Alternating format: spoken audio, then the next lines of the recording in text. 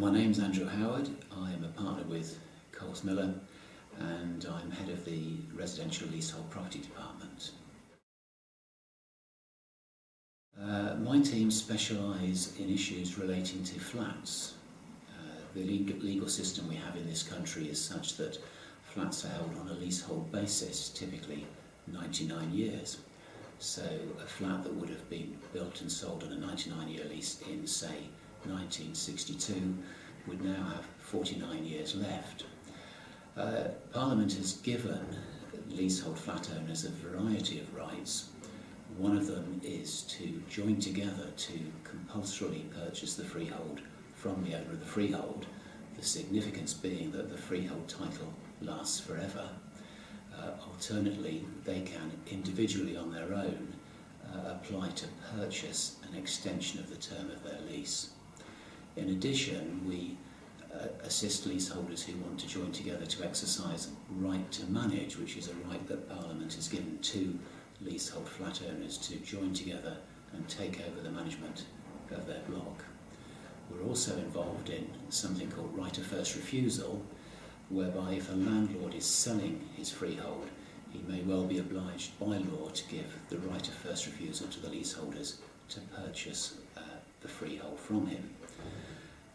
And finally, we assist leaseholders in all kinds of disputes. It may be a dispute in relation to noise in a block of flats which is causing a nuisance to somebody.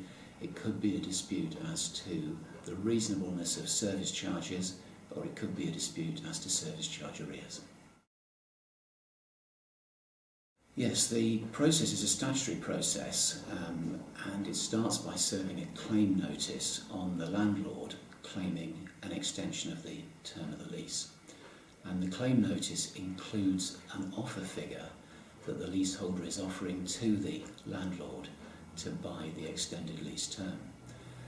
The landlord will then serve a counter notice, and the purpose of the counter notice is to do two things. Firstly, to either admit the leaseholder's entitlement to the lease extension or to deny it. And one of the grounds it could be denied is on the basis that the leaseholder hasn't owned the flat for 2 years, because that is a prerequisite.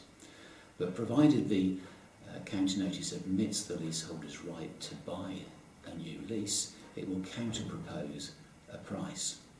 And once that has been counter-proposed, the two parties' valuers start to negotiate with a view to agreeing price. While they're doing that, the two solicitors will seek to agree the wording of the deed that will extend the length of the lease. All being well, once all of those are agreed, the documents are signed, the money's handed over, and the matter is dated and completed. If the parties cannot agree any of those issues, they can refer them to an independent body called the Leasehold Valuation Tribunal, which will have a hearing, will hear the evidence, and then make a decision. It's important to get specialist legal advice in this type of matter, because we're dealing with a kind of compulsory purchase in many circumstances. We're certainly dealing with a statutory scheme which embodies time limits, and those time limits are very strict, and they're a trap for the unwary. And so it's very important that you use somebody who knows these time limits back to front, but also knows the law well regarding this, because it is a very specialised area. And here at Coles Miller, we've been involved with this law since it first came out, the best part of 20 years ago. We've been involved in it from day one, and we now have a team who meet regularly, have training sessions, and keep on top of the law.